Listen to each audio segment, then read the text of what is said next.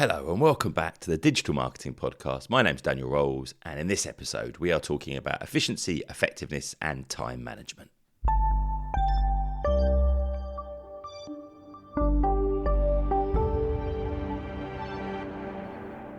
So in this episode I have got an interview and a bit of a discussion with Abigail Barnes. Abigail is somebody that I've spoken alongside at numerous conferences. And I knew she had a really interesting background story, but I hadn't really heard it in detail until the interview. So I think that's incredibly powerful and pretty shocking and pretty moving and interesting as well. So I think you'll enjoy that. But what Abigail does is speak and work with a lot of global leaders, looking at something that we all probably struggle with, which is time management, but looking at it from a very interesting practical lens. And I've adopted a lot of the techniques that she talks about in her books, and I found it phenomenally useful. And she just has a really good way of cutting through things. And it's really thinking about how you manage your time more effectively. We've always got too much to do. It's one of those things in marketing that's particularly an issue. But it's thinking about where you prioritize your time, how you audit your time, and then how you drive yourself to be more efficient and effective whilst taking into account that work-life balance, so that you can perform in an effective way. And she talks very much about her story of burnout and the impact that had on her as well. So over to the interview with Abigail. Okay, I am here with Abigail Barnes. I'll explain the backstory to how we know each other in just a moment. But Abigail, do you want to just introduce yourself first of all? In a nutshell, I'm the founder of a business called Success by Design Training. I'm a productivity strategist who works with busy, ambitious professionals and entrepreneurs and their teams that want to be more productive with the time that they have without compromising their well-being. I'm a time management author, an international speaker, and I have a framework called the 888 formula that I am on a mission to share with 1 million people by 2025. All right, perfect. So we're there's a couple of things I want to tease out of that, but before we do that, so we met in that we kept speaking at the same events. So I think it was the Richmond events we were speaking at. So they did a Richmond Marketing Directors Forum, comms directors and all those others as well. And we were there and we'd kind of see each other, but I would never actually see your talk because we'd see each other between talks because you end up repeating your talk a few times when you do these things. So we got to know each other a bit. We got to hang out one evening and then we kind of chatted. And then I came onto your podcast. And obviously we said, we definitely want to get you onto the Digital Marketing Podcast. And I keep hearing little things about this kind of backstory that's pretty kind of pretty shocking, a pretty emotional story. And I never really heard it. And then I knew that you were coming on the podcast. So because I know it's online in some of your videos and interviews, and I just didn't want to listen to them because I wanted to get it firsthand. So talk about that if you don't mind. And then we'll try and contextualize all of this stuff as well. So I worked in investment management, asset management and hedge funds for over 10 years. I have a marketing degree, a marketing postgrad, and I worked in the marketing departments of those financial services companies. And it was, as with all corporations, it was busy, it was stressful, it was long hours, it was lots of different tasks, lots of responsibilities. There was always something, like I call it the hole in my soul. There was always something calling me to do something different. But when you're surrounded by people and they're doing the things, you just do what they do. So I chased all the things that they chased, Daniel. I chased the handbags, the parties, the Prada, the Prosecco's, the pay rises, the promotions over and over and over again. And I did that for 10 years and I had a great time and I met a load of amazing people and I progressed through my career. But like I say, there was always something nagging at me, like, is this it? Is this why I'm here every single day? Like I work, sleep, eat, repeat, work, sleep, eat, repeat, go to a party, work, sleep, eat, repeat. And one day my boss came to me and said, Abigail, we're going to send you to Boston on a work business trip. And I was very excited. It was my first ever business class flight. And I thought, this is it. I've made it. And this is going to be the answer to what I'm looking for. So get on the plane, arrive in Boston. My friend collects me. We go to her parents' house, where we were staying for the weekend. Her and I had worked in a hedge fund together. She was from America and had moved back to America and was now living in New York, just to give some context. So she had gone to her parents in Boston. I had flown to Boston, and we were hanging out for the weekend before I then went to the hotel on the Monday for the week of work. And we had dinner on the Friday night. I woke up on the Saturday morning with a headache. And I'll be honest, I thought it was a hangover. At that time, I drank, had consumed quite a bit of alcohol on the airplane. It was my first ever business class flight. So I got a bit excited and had some wine with dinner. But it very quickly transpired on that Saturday morning that it wasn't a hangover, that there was something else to it, because the symptoms came on very, very quickly. And for the benefit of time, I'll speed this story up. 24 hours after that, I found myself in hospital being woken up by a doctor who told me that at the age of 32, I'd actually had a stroke. That's pretty shocking. I mean, how did that? Obviously terrifying, first of all, from a health point of view at that point. But what impact that? Because I know that led to where you are now with things, and we've kind of touched on this in the personal conversations that we've had about where you spend your time and what you really care about. So, what was the kind of how did you deal with that, and how did you kind of move forward from that? So, to give the context, two things happened in that situation. The first thing was absolute shock Mm, that I hadn't died and I needed to go to work on Monday. So, the first thing I said to the doctor was, "Can I go to work on Monday?" To which the doctor replied, "No, you're going to the intensive care unit. We need to work out why this happened, because this kind of thing doesn't happen, shouldn't happen, and we don't want it to happen again." And I'm giving this context just to present that this was the headspace I yeah, was right. in, that if you don't have a reason not to go to work, you go to work, you work. This is what you do. And so in this whole situation, I'm there just sort of processing in my head, but what am I going to do? What does this mean?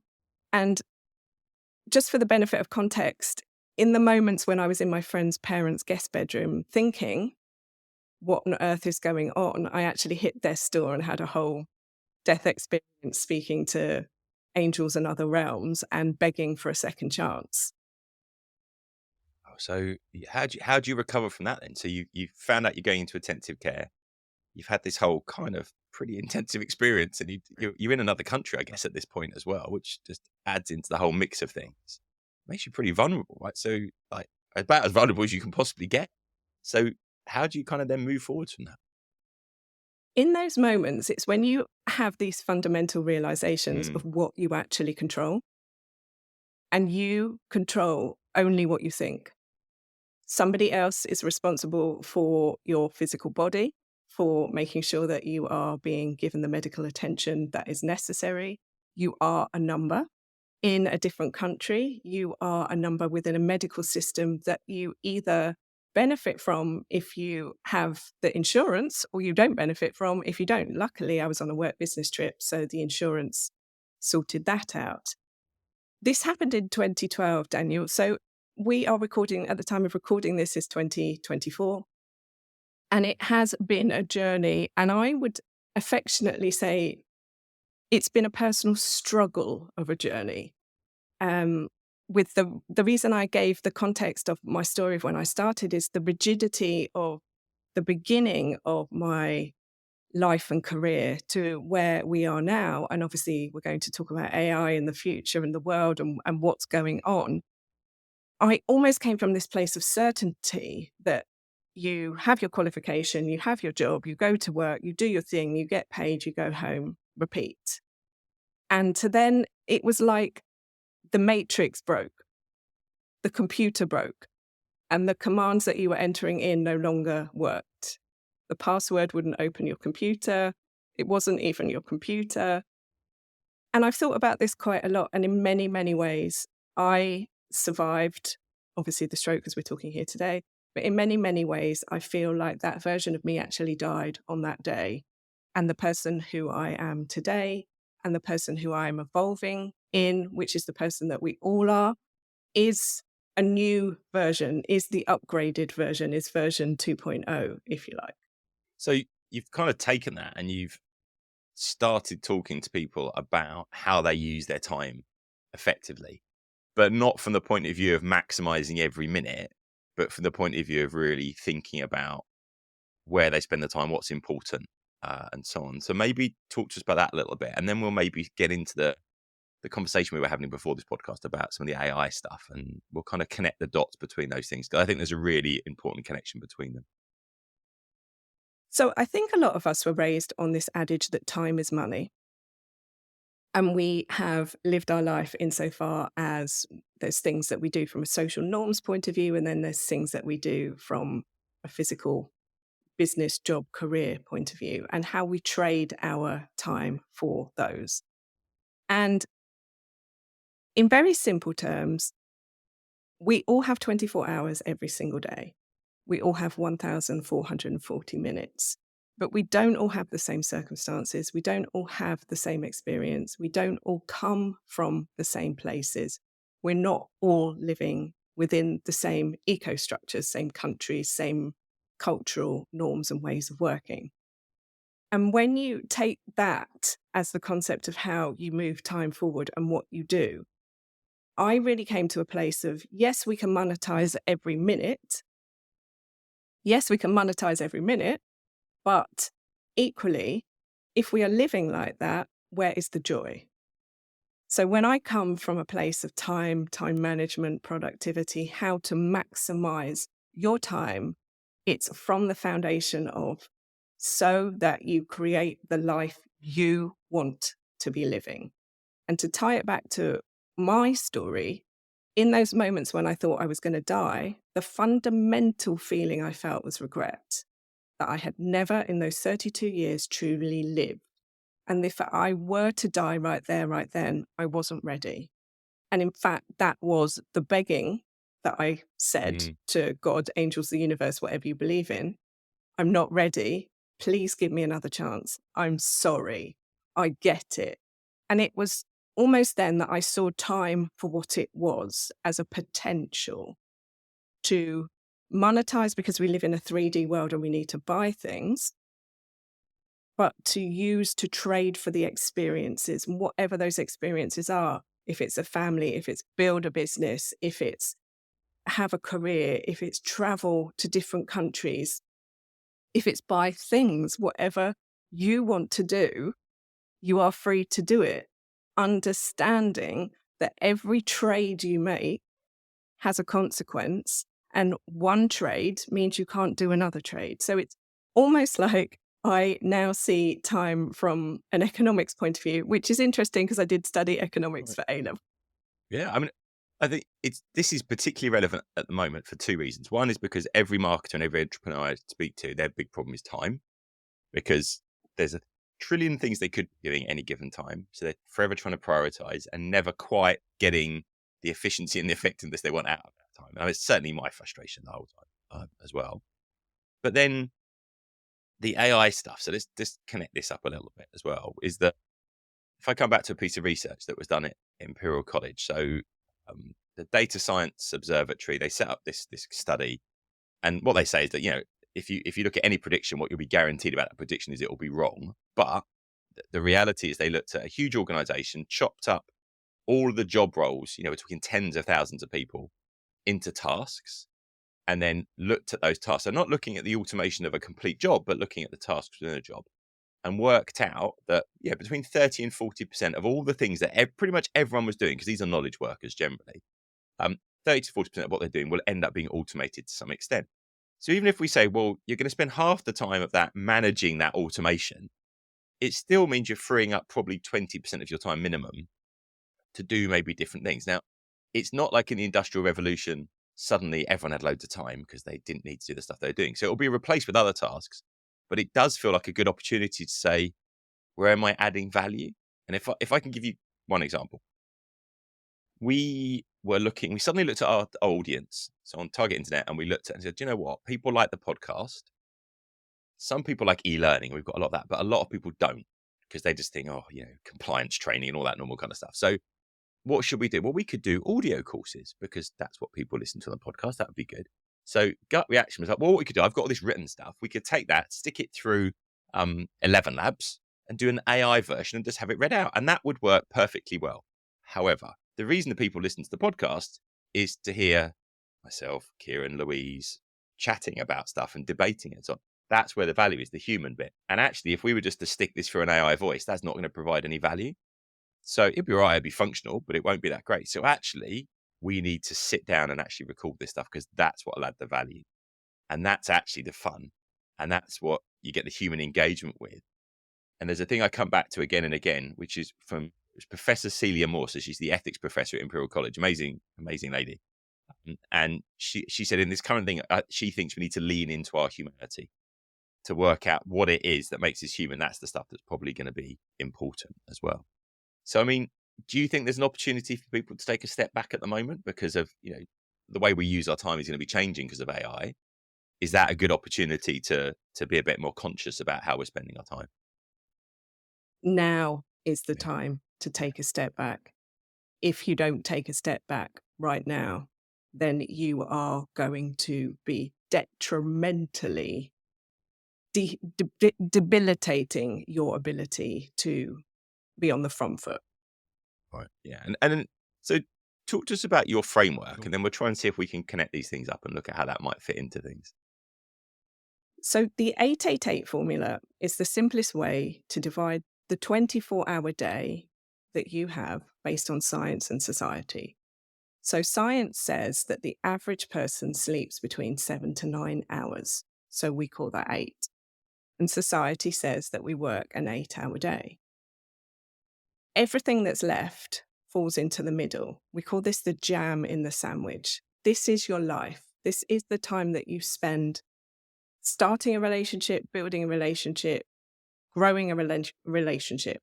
This is the time you spend with your family, with your friends, on your hobbies, on your health, on your well-being. It's the time you spend buying the clothes, wearing the clothes, washing the clothes, buying the food, cooking the food, eating the food, cleaning up after it. It's your life admin. It's everything, Daniel. And it's even your commute. And then, so if that's the 8 hours that you've kind of got, and we can discuss how you might change the 8 hours of work a bit as well.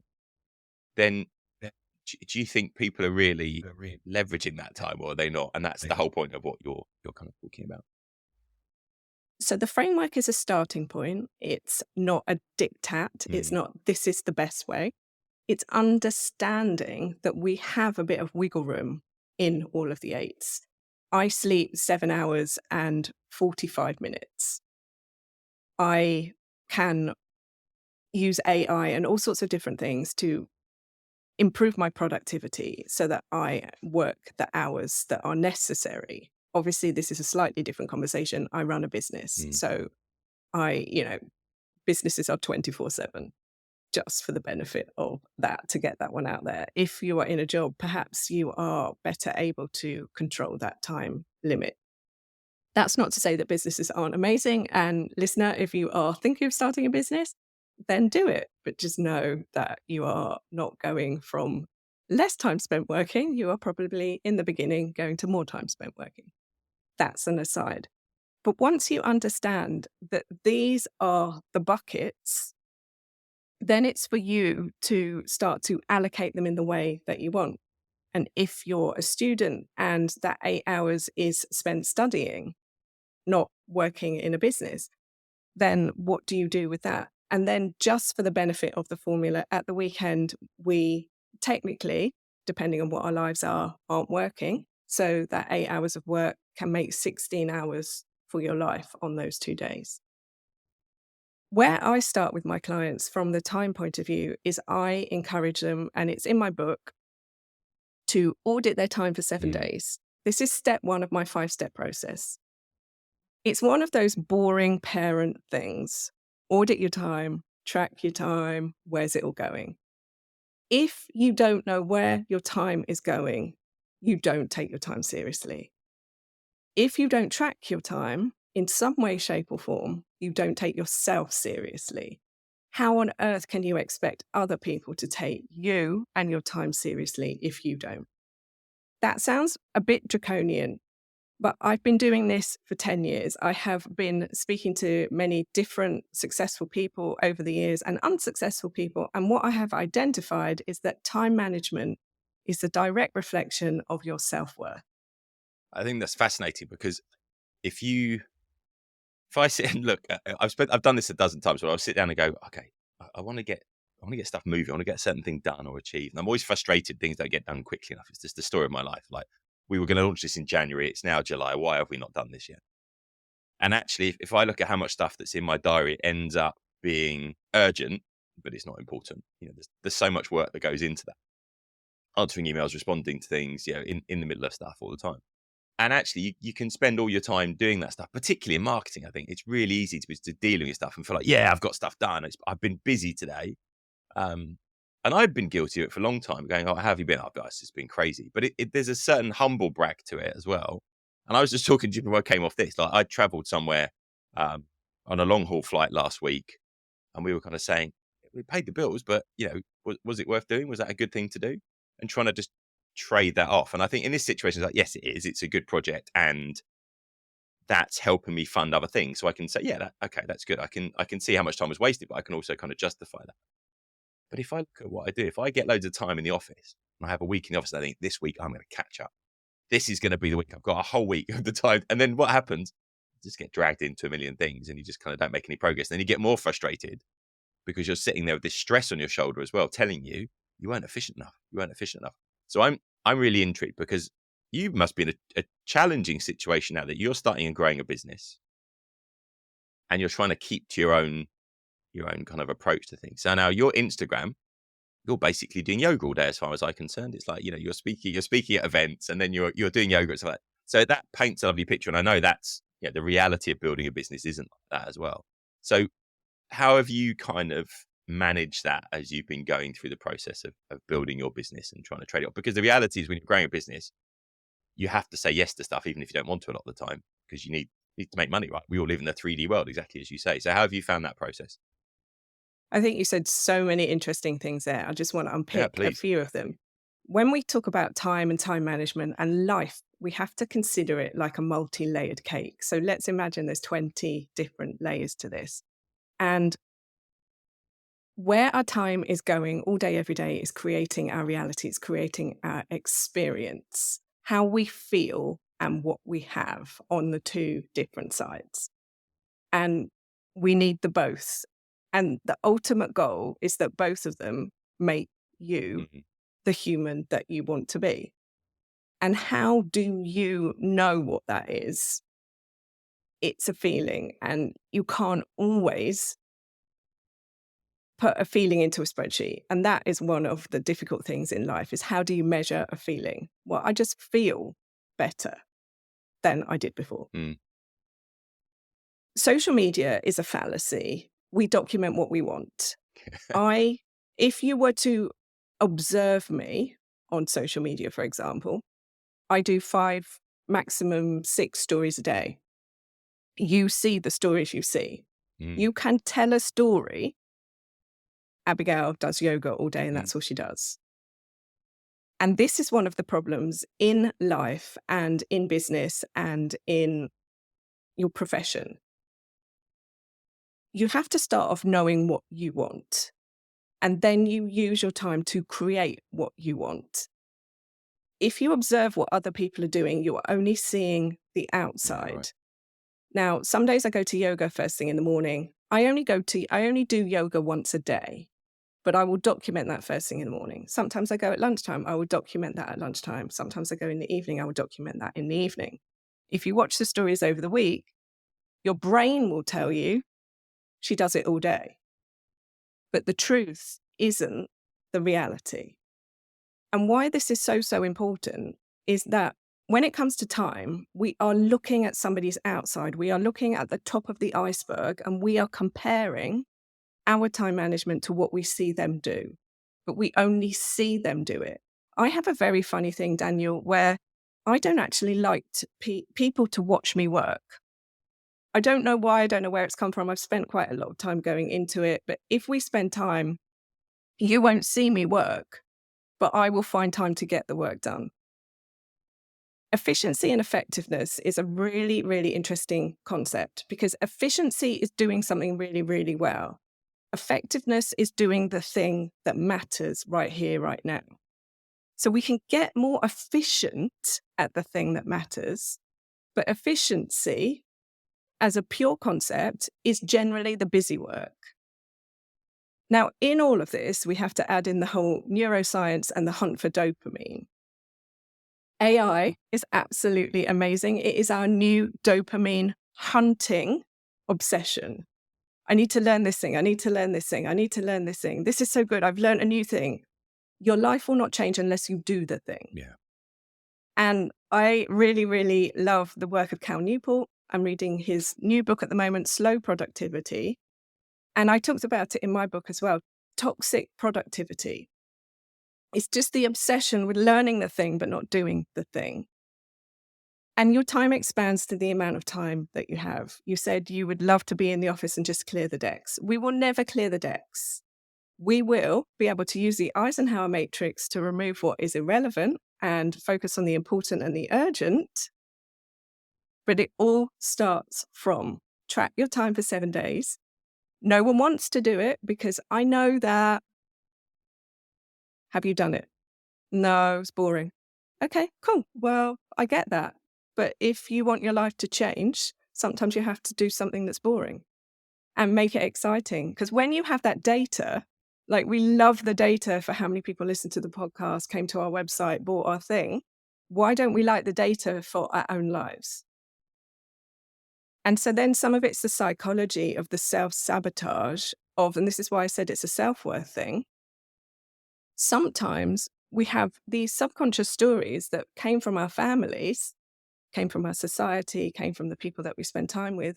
If I'm not busy, if I'm not working hard, I don't deserve the success.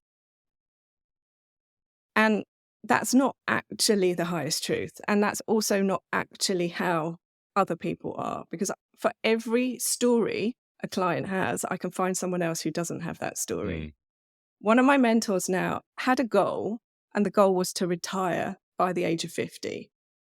And they now live off the income of all of the different things that they invested in throughout their whole career. That was their goal.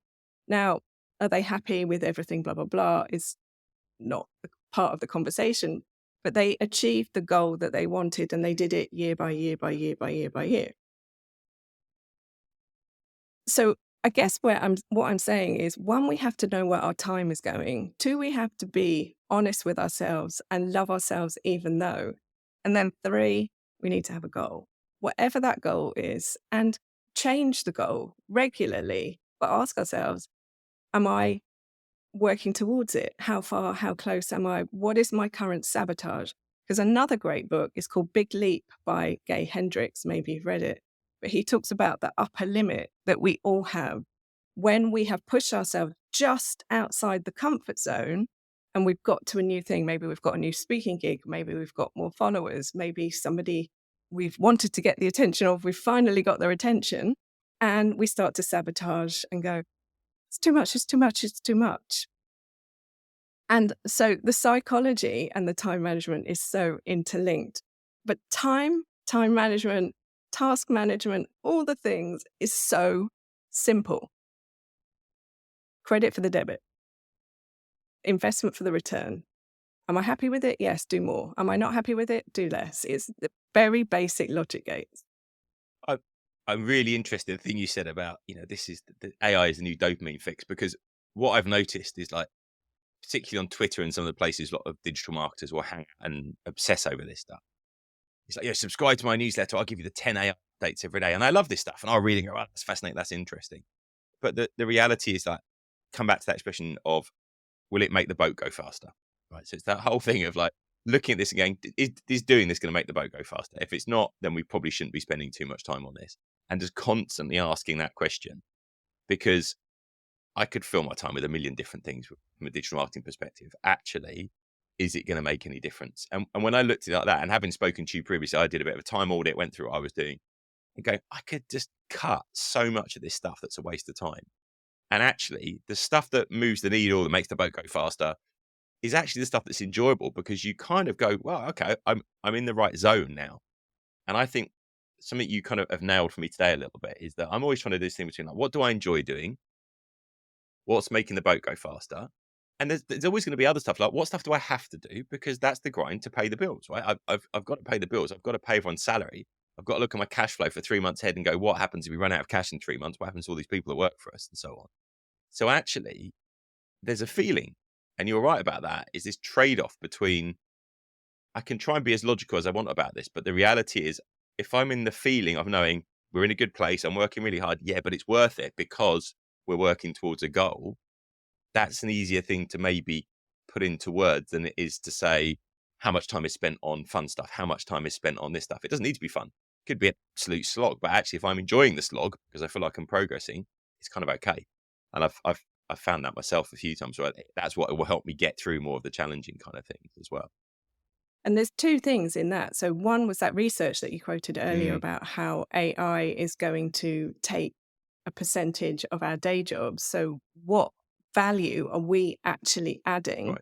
is the question that we all need to be asking ourselves, whether we're business owners, professionals, students coming into the work market. What do I bring that AI can't do? So these are questions to go off to journal, to think about, to do the research, because I personally don't feel like there are cut and dry answers at the minute.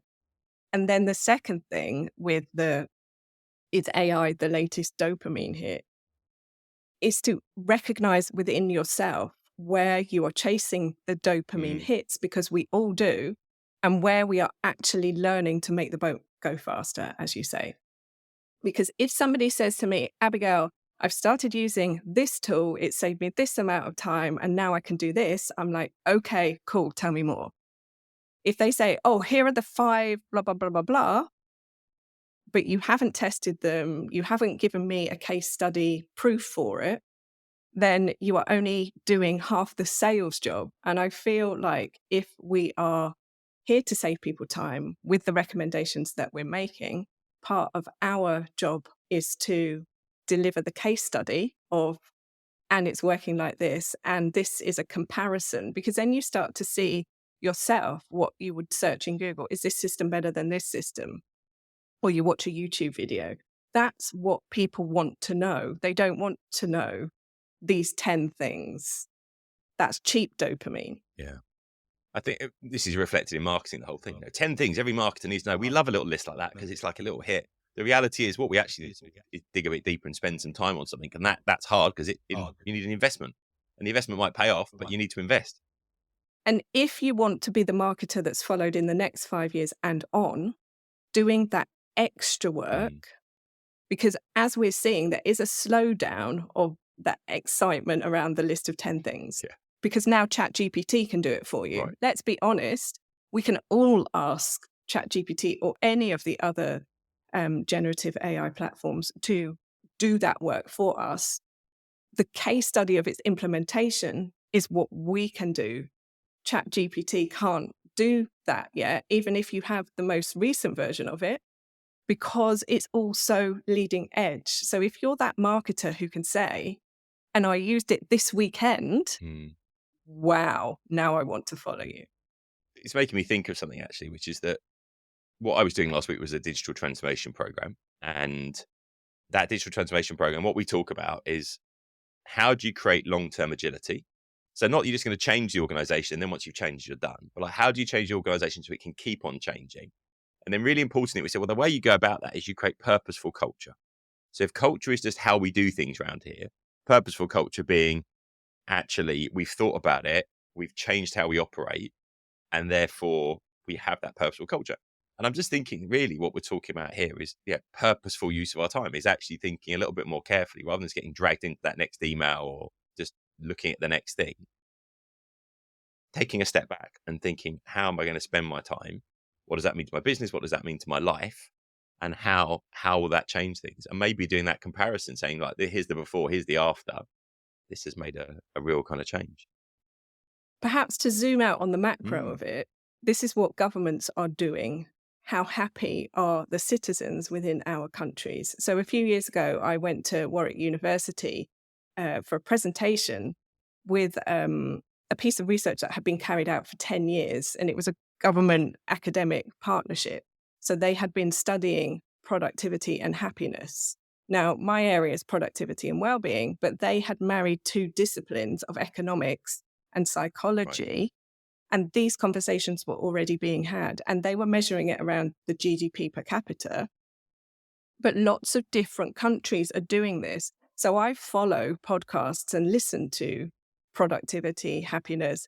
New Zealand is one of the happiest countries, but they are not necessarily as financially abundant as other countries. So then the question is, does it come down to money? Does it come down to how you feel with your time? And like I said earlier, there isn't that much science around exploring and experimenting with what is a feeling. And we're humans. We're not necessarily binary computers. And maybe on Monday, I feel good because I had a good weekend, but maybe I don't. Maybe on Friday, I feel good.